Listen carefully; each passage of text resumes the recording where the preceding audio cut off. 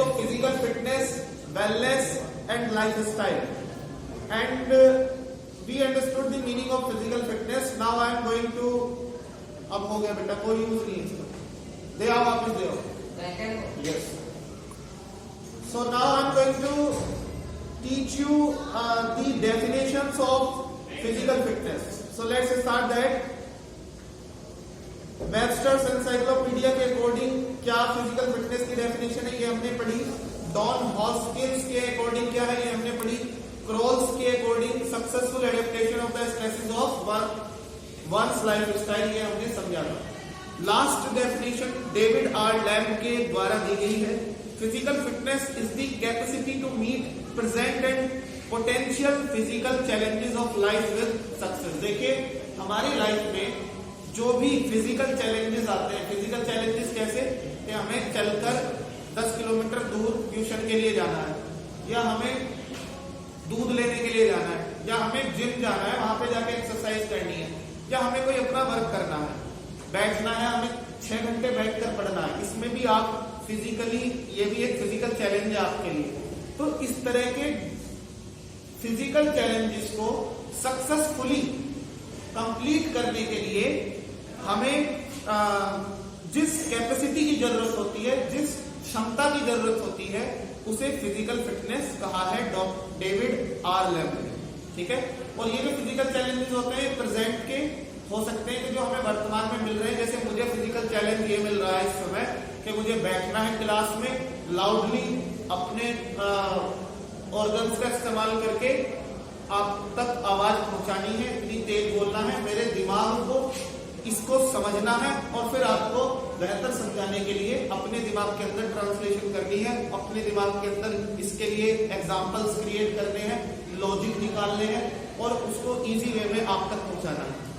तो ये सारा मेरे लिए क्या है, फिजिकल चैलेंज है. और ये तो प्रेजेंट का फिजिकल चैलेंज है. हो सकता है पोटेंशियल फिजिकल चैलेंज मेरे लिए कुछ ऐसा आने वाला है, जैसे कल यहाँ पे बीजेपी का एक प्रोग्राम होगा, आपकी क्लास दूसरे स्कूल में चलाई जाएगी, सामने वाले गर्ल्स स्कूल, तो उसकी व्यवस्था करना वो मेरे लिए पोटेंशियल फिजिकल चैलेंज होगा कि जो संभावित है, जो आने वाले समय का फिजिकल चैलेंज है.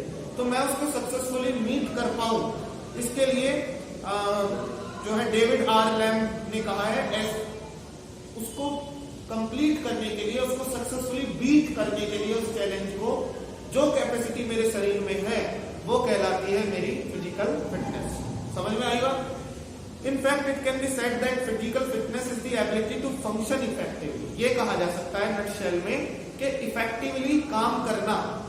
इफेक्टिवली मतलब किस तरह से काम करना, इतनी कुशलता से कि दूसरे उससे प्रभावित हो जाए, इतनी कुशलता से काम करना, एफिशिएंटली काम करना, बहुत सरल एफिशिएंट तरीके से, मतलब बहुत मास्टर्ड वे में काम करना, ये कहलाता है फिजिकल फिटनेस. और efficiently enjoy leisure, be healthy, resist disease and cope with emergency situation. देखिए इन्होंने कुछ बातें जोड़ दी यहाँ पे. पहली चीज इन्होंने बोली function effectively and efficiently. Effectively और एफिशिएंटली काम करना, ये है, इस एबिलिटी को कहते हैं फिजिकल फिटनेस. दूसरा इन्होंने जोड़ा अपने लेजर टाइम को, जो हमारा खाली समय होता है, उसको एंजॉय करना. लेजर टाइम में एंजॉय कुछ लोग कैसे करते हैं, म्यूजिक सुनते हैं, डांस करते हैं, मूवी देखते हैं, गेम्स खेलते हैं और रिक्रिएशन एक्टिविटीज में मतलब इंडल्ज होते हैं. तो वो क्या है, वो भी रिक्रिएशनल एक्टिविटी में इंडल्ज होने की एबिलिटी को भी फिजिकल फिटनेस कहते हैं. आपने कुछ लोग ऐसे देखे होंगे कि कुछ कह रहे हैं कि अरे चलो गेम खेलते हैं या कुछ पार्टी करते हैं, तो वो क्या कहते हैं, भैया मुझे बैठा रहने दो, मैं बहुत थका हूं. तो वो क्या है, इंसान फिजिकली फिट नहीं है, उसके अंदर वो एबिलिटी नहीं है कि वो अपने लेजर टाइम को एंजॉय कर सके. इट मीन्स ही और she is not fit, physically fit. Be healthy, स्वस्थ होना. ठीक है. रेजिस्ट डिसीज, बीमारियों को रेजिस्ट करना, उनको रोकने की एबिलिटी होना, बीमारियों को मतलब हमें आसानी से कोई बीमारी ना लग जाए, ऐसा इम्यूनिटी पावर होना. And cope with emergency situation, और इमरजेंसी सिचुएशन जैसे मेरे लिए कल अचानक से मुझे अभी पता चला है स्कूल में बीजेपी का प्रोग्राम है, तो वो मेरे लिए क्या है, इट्स एन इमरजेंसी सिचुएशन. तो उस इमरजेंसी सिचुएशन को कोप करने की एबिलिटी को क्या कहा जाएगा, फिजिकल फिटनेस कहा जाएगा. Physical fitness varies according to the nature of work, individual size, shape of the body, age and sex. Physical fitness जो है वो वेरी करती है according to the nature of work, कि किसी इंसान का नेचर ऑफ वर्क कैसा है। अब एक किसान की जो फिजिकल फिटनेस होगी वो क्या मेरी हो सकती है? हो सकती है। वो अपने एनवायरमेंट में फिजिकली फिट है, मैं अपने एनवायरमेंट में फिजिकली फिट हूं, है ना, लेकिन वो वेरी करेगी। हो सकता है वो अपने लेजर टाइम को जितना एंजॉय करता हो मैं ना करता हूं, हो सकता है वो जितना हेल्दी हो मैं ना हो सकता है वो बीमारियों को रेजिस्ट करने की ताकत उसकी ज्यादा हो मेरी ना हो सकता है वो मुझसे ज्यादा एफिशिएंटली फंक्शन करता हो या इफेक्टिवली फंक्शन करता हो। यही तो यार्डस्टिक बनाए थे आपने फिजिकल फिटनेस के, समझ में आ रहा है? पैर हिलाती रहोगी तो माइंड रहेगा डाइवर्ट, दो काम कर रहा है। जब हम पैर हिला रहे होते हैं तो दिमाग को दो काम पकड़ा रखते हैं। सिस्टम पर 10 सॉफ्टवेयर खोल दो, क्या होगा? हैंग हो जाएगा। सिस्टम पर एक ही सॉफ्टवेयर चलाओगे तो स्मूथली वर्क करेगा नहीं करेगा? तो पैर हिलाओगे इट मींस दिमाग को दो कमांड दे रखी है आपने, सुन भी, देख भी, कैलकुलेट भी कर और पैर भी हिला, तो दिमाग बट गया ना। तो एक डायरेक्शन में रखो। According to the nature of work individual के साइज पर भी डिपेंड करते हैं कि अगर कोई हष्ट पुष्ट है तो बीमारियों से रेजिस्ट करने की शक्ति उसकी वो अच्छी होगी, हेल्दी हो सकता है वो, और भी बहुत फंक्शन कर सकता है वो इफेक्टिवली एफिशिएंटली। या कोई छोटा इंसान है, छोटा नाटा इंसान है, अगर उसको नाटे कुछ काम ऐसे भी होंगे जहां पर सुई काम करती है, तलवार काम नहीं आती। समझ रहे हो मेरी बात? कि जहां पे छोटे कद का व्यक्ति है वो काम कर जाएगा, बड़े कद का व्यक्ति काम नहीं करेगा। ठीक है। शेप ऑफ द बॉडी, ये इसी की बात कर रहे हैं, छोटे नाटे की। एज, उम्र भी किसी की फिजिकल फिटनेस को डिटरमाइन करती है। मान लीजिए किसी की उम्र है ऐसी कि कोई बूढ़ा है तो उसकी फिजिकल फिटनेस और एक यंग की फिजिकल फिटनेस में दोनों में जमीन आसमान का अंतर होगा। अब सेक्स, मान लीजिए कोई स्त्री है तो उसकी फिजिकल फिटनेस पुरुष की अपेक्षा हमेशा से साइंस ये मानता है कि कम होती है। कैसे कम होती है? क्योंकि दोनों की बॉडी स्ट्रक्चर के अनुसार उनकी जो समस्याएं हैं वो दोनों की डिफरेंट होती है, तो ऐसा मान लिया जाता है। हालांकि बहुत सारे लोग अभी इसमें अपवाद है, बहुत सारे लोग इसको सही मानते हैं, बहुत सारे लोग इसको सही नहीं मानते। For physical fitness we require an efficient motor mechanism. Physical fitness के लिए हमें क्या है? एक ऐसे शरीर के मोटर मैकेनिज्म की जरूरत है। मोटर मैकेनिज्म मतलब देखिए हमारी बॉडी जो है ना, it works like a motor, ये एक मोटर की तरह काम करती है। और पूरे शरीर के अंदर जो हमारा स्केलेटन सिस्टम है उसके अंदर इस तरह के जॉइंट्स दिए हुए हैं कि इसकी मूवमेंट रेंज बढ़ती है, घटती है, तो और वो मूव कर पाता है। इसी की वजह से, मसल्स की वजह से, टेंडन्स की वजह से, लिगामेंट्स की वजह से और हमारे बोन्स की वजह से पूरी बॉडी का एक ऐसा मोटर मैकेनिज्म बना हुआ है कि इसको कई तरीके से मूव कर सकता है। तो इसके एफिशिएंट मोटर मैकेनिज्म को की जरूरत है फिजिकली फिट होने के लिए। किसी का मोटर मैकेनिज्म जितना एफिशिएंट होगा, जितना कुशल होगा, जितना योग्य होगा, उतना ही वो फिजिकली फिट ज्यादा होगा। एफिशिएंट ऑर्गेनिक मैकेनिज्म, एक बॉडी के अंदर ऑर्गेनिक मैकेनिज्म भी चल रहा है। ऑर्गेनिक मैकेनिज्म क्या है? कि हम खाना खाते हैं, खाना डिजोल्व होता है, डिजोल्व होकर के उससे एनर्जी बनती है, एनर्जी हो जाती है हमारी मसल्स को, तो ये क्या है? ऑर्गेनिक मैकेनिज्म है। ठीक है, ये भी एफिशिएंट होना चाहिए।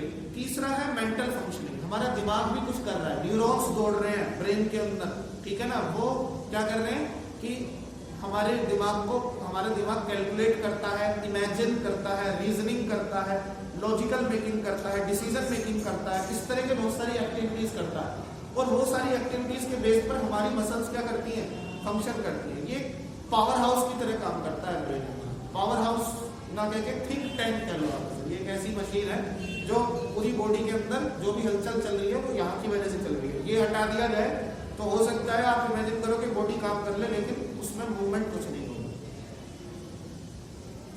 ठीक है, तो ये है कि मेंटल फंक्शनिंग रिक्वायर है, एफिशिएंट मोटर मैकेनिज्म रिक्वायर है फिजिकल फिटनेस के लिए, और ऑर्गेनिक मैकेनिज्म भी रिक्वायर है फिजिकल फिटनेस के लिए। A physically fit individual should possess a sufficient reserve of energy to meet the demands of emergencies in which a person is unexpectedly called upon to perform activity demanding unusual expenditure of strength, energy and adaptive ability under unfavorable environment। देखिए यहाँ पे क्या कहना चाह रहे हैं, इन्होंने दो बातें कही है कि भाई एक फिजिकली फिट व्यक्ति जो होता है उसके अंदर ऐसी क्षमता, ऐसी कैपेसिटी होती है कि अचानक से उसके ऊपर कोई जिम्मेदारी आकर के पड़ जाए तो उस जिम्मेदारी को भली भांति निभा सकता है। ठीक है, और वो क्या आगे कहते हैं एक्टिविटी को बहुत अच्छे से परफॉर्म करेगा जो अचानक से उस पर आ गिरी है, और उसके अंदर इतनी शक्ति होगी, इतनी स्ट्रेंथ होगी, इतनी एनर्जी होगी कि वो उस अचानक से आई समस्या को कोप अप करने के लिए अपनी ऊर्जा एक्सपेंड कर सके, अपनी ऊर्जा का वो खर्च कर सके। और एक एडेप्टिव एबिलिटी होगी कि वो अनफेवरेबल एनवायरनमेंट में भी जाके काम कर सके, मतलब ऐसी जगह काम कर सके जैसे हमारे खिलाड़ी होते हैं तो वो कभी यहाँ इंडिया में खेलते हैं तो वो उनके लिए कैसा एनवायरनमेंट है, फेवरेबल एनवायरनमेंट है। अब अचानक से उन्हें भेज दिया ऑस्ट्रेलिया या आइसबर्ग भेज दिया कि भैया यहाँ होगा मैच अब तुम्हारा, और वहाँ पे क्या पड़ रही है, ठंड पड़ रही है, तो एनवायरनमेंट कैसा हो गया, अनफेवरेबल एनवायरनमेंट हो गया।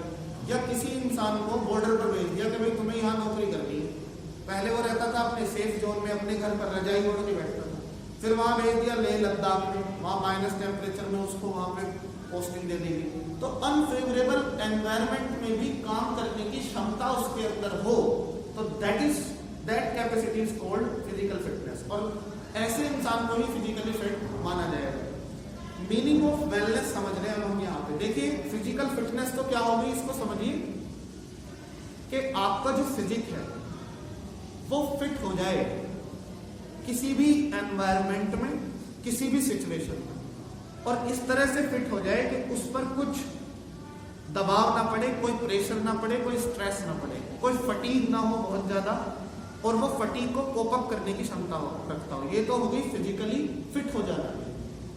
अब एक मतलब इसको कहोगे आप शारीरिक अनुरूपता, किसी के अनुसार ढल जाना, किसी के अनुसार सेट हो जाना। जैसे अगर आप फिजिकली फिट नहीं होते तो आप यहां आकर के इतने समय तक, लंबे समय तक बैठे हुए नहीं रहे। जो नहीं बैठ पा रहा, जिसे नींद आ रही है, वो समझ ले कि फिजिकली फिट नहीं है। किसी भी अनफेवरेबल एनवायरनमेंट में जाके फिट हो जाना, दैट इज फिजिकल फिटनेस। शारीरिक अनुरूपता की बात कर रहे हैं हम यहां पे।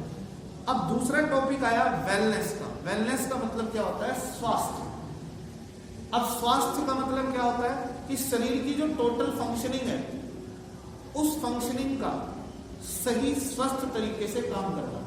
ऑप्टिमल हेल्थ, सर्वोत्तम स्वास्थ्य वेलनेस कहलाती है। सारे फंक्शन बॉडी के सही काम कर रहे हैं, दैट इज ऑप्टिमल वेलनेस, सर्वोत्तम स्वास्थ्य है। There is no universally accepted definition of wellness. Wellness की कोई ऐसी डेफिनेशन नहीं है जिसे सारे लोग एक्सेप्ट करते हैं, यूनिवर्सली एक्सेप्ट कर ली जाए, पूरी दुनिया एक्सेप्ट कर ले। The scientific meaning of wellness is the state of being healthy and free of disease. Scientific अर्थ क्या है वेलनेस का, कि डिसीजेस से फ्री होना, बीमारियों से मुक्त होना और हेल्दी होना, स्वस्थ होना। The following definition may be helpful to understand the meaning of wellness. लेकिन वेलनेस का मीनिंग समझने के लिए ये फॉलोइंग डेफिनेशन जो है हेल्पफुल हो सकती है। पहला मीनिंग क्या है, पहली डेफिनेशन क्या है, wellness is defined as the optimal functioning of body. शरीर की सर्वोत्तम फंक्शनिंग। हमारे शरीर में डिफरेंट फंक्शन काम कर रहे हैं। एक हमारे शरीर के अंदर डाइजेस्टिव सिस्टम काम कर रहा है ना, एक कार्डिक सिस्टम काम कर रहा है, रेस्पिरेटरी सिस्टम है, और बहुत सारे एक्सक्रेटरी सिस्टम है, नर्वस सिस्टम है, बहुत सारे सिस्टम हमारे अंदर काम कर रहे हैं। उन सबका ऑप्टिमली फंक्शन करना, ऑप्टिमल फंक्शन करना, बिल्कुल बेस्ट वे में काम करना, that is called wellness. And creative adapting to environment. और जो भी एनवायरनमेंट मिले उसको सृजनात्मक तरीके से, क्रिएटिव तरीके से अडेप्ट कर लेना, उसके अनुकूल ढल जाना, दैट इज कॉल्ड वेलनेस। अब क्रिएटिव एडेप्टिंग क्या है, क्रिएटिव एडेप्टिंग ये है, देखिए सर्जन, क्रिएशन, क्रिएटिविटी कहते किसे हैं, किन्हीं फैक्टर्स को, एक, दो या दो से ज्यादा फैक्टर्स को इकट्ठा करके उनका अपने या सोसाइटी के फायदे के लिए इस्तेमाल कर देना, दैट इज कॉल्ड क्रिएटिविटी। वो क्या है, सृजन कहलाता है। तो सृजनात्मक अनुकूलन से मतलब ये है कि आपको किसी ऐसे एनवायरनमेंट में डाल दिया जाए जो आपके लिए अनफेवरेबल हो, वहां पर भी उस एनवायरनमेंट में आप अपने आप को इस तरह से ढाल लें, आप उस एनवायरनमेंट को ऐसे अडेप्ट कर लें कि उस एनवायरनमेंट में रहते हुए आप अपने लिए या अपनी सोसाइटी के लिए कुछ बेहतर काम कर सके, that is called creative adapting. आपकी बॉडी कितने क्रिएटिवली अडेप्ट करे कि वो एनवायरनमेंट आपकी बॉडी के लिए हेल्पफुल हो जाए, ना कि आप एनवायरनमेंट और आपकी बॉडी के बीच में वर्सेस वाला सीन हो जाए। समझ रहे हो? मेरी बात को, that is called creative adapting to environment that involves the whole person. और इसमें क्या होता है कि इसमें हम पूरी तरह से हमारी बॉडी जो होती है सब कुछ मिलाकर हमारा माइंड, हमारा ब्रेन, हमारी बॉडी, हमारे ऑर्गन सब होल पर्सन के रूप में, पूरी पर्सनैलिटी के रूप में शामिल होते हैं इस काम में। किस काम में? Creative adapting of environment. ठीक है। दी सेकंड डेफिनेशन कहती है द फैक्ट और condition of being physically and mentally healthy. ये है वेलनेस। छोटी सी डेफिनेशन है कि फिजिकली और मेंटली हेल्दी होने की कंडीशन को, स्थिति को क्या कहते हैं? वेलनेस कहते हैं। तीसरी डेफिनेशन है द क्वालिटी और स्टेट ऑफ बीइंग हेल्दी। ये भी आसान सी है, इट्स कॉल्ड वेलनेस। स्वस्थ होने की अवस्था या स्वस्थ होने का गुण कहलाता है वेलनेस। फोर्थ डेफिनेशन है wellness is considered the optimal state of health.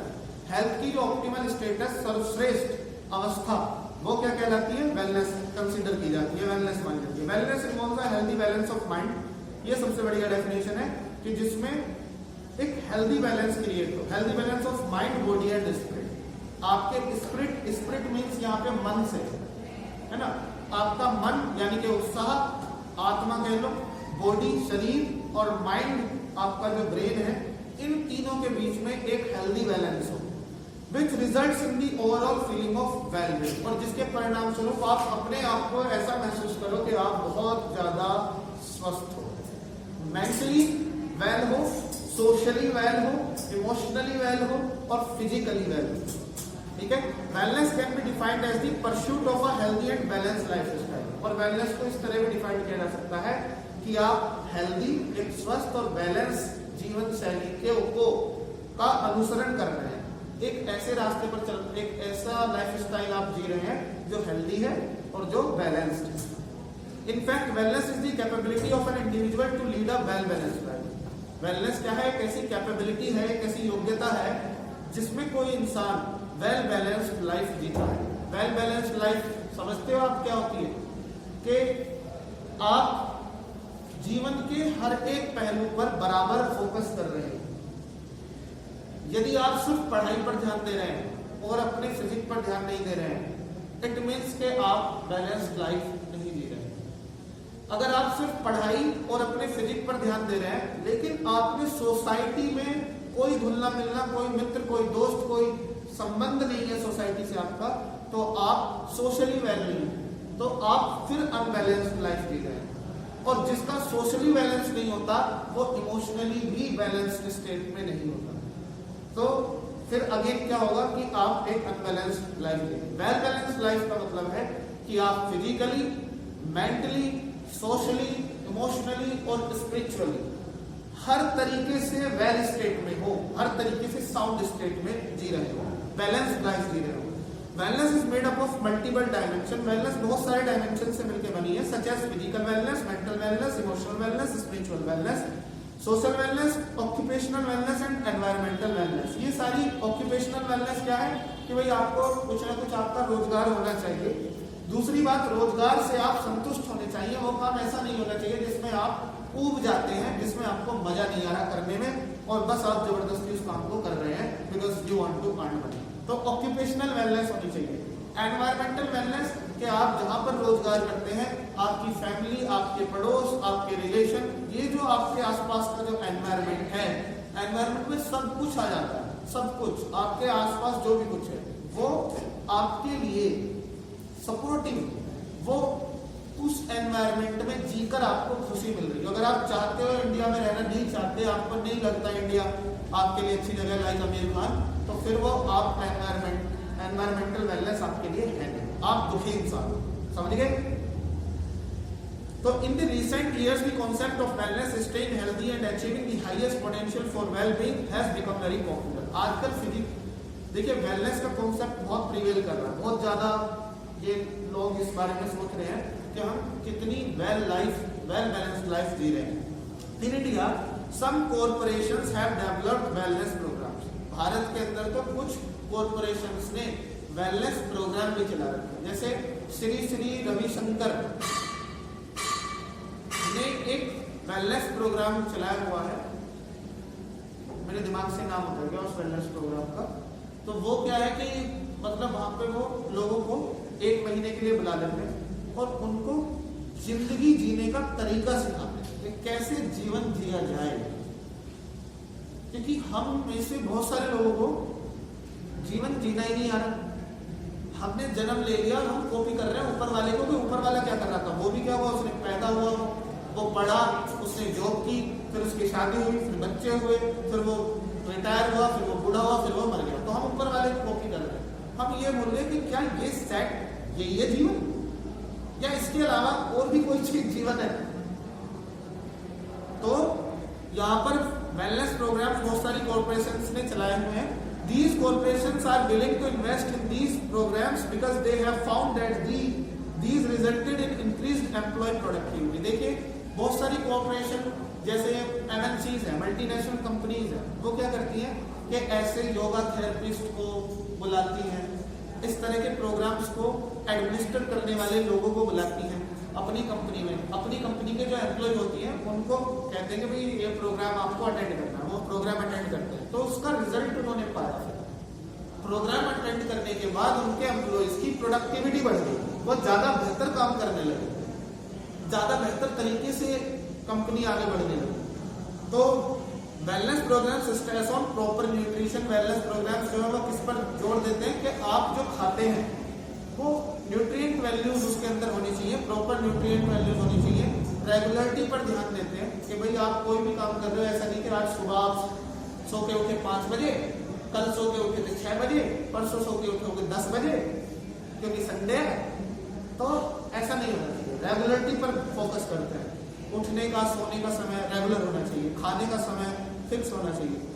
तो इस तरफ ये ध्यान देते हैं। नो स्मोकिंग पर, स्ट्रेस मैनेजमेंट पर, फिजिकल एक्टिविटी और एक्सरसाइजेस पर ध्यान देते हैं, जो भी अप्रोप्रिएट हो। No to alcohol, drugs and weight control पर ध्यान देते हैं। The physical education programmes can make a significant contribution towards wellness in many ways. जो हमारा फिजिकल एजुकेशन प्रोग्राम्स होते हैं वो काफी बड़ा योगदान दे सकते हैं फिजिकल वेलनेस को आगे बढ़ाने में या फिजिकल वेलनेस स्टेट को लोगों की सुधारने में। These programs can provide individuals with the skills and knowledge to exercise properly. These programs can help individuals develop abilities to participate in a variety of sports activities that are meaningful and satisfying. ऐसी physical activities में ये physical education programmes लोगों को indulge कर सकते हैं जो meaningful हो, जिनका कुछ मतलब हो। जैसे कि आप गिल्ली डंडा खेल रहे हो, क्या वो मीनिंगफुल एक्सरसाइज हो रही है? कौन कौन सी मसल्स को उससे मतलब एक्सरसाइज मिलेगी? मैक्सिमम टू मैक्सिमम एक हाथ की बात लो। कंचे खेल रहे हो, क्या उससे कोई मीनिंगफुल एक्सरसाइज कहोगे उसे? लेकिन योगा, एक्यूप्रेस, योगा, एरोबिक एक्टिविटीज, तो इन सबको आप मीनिंगफुल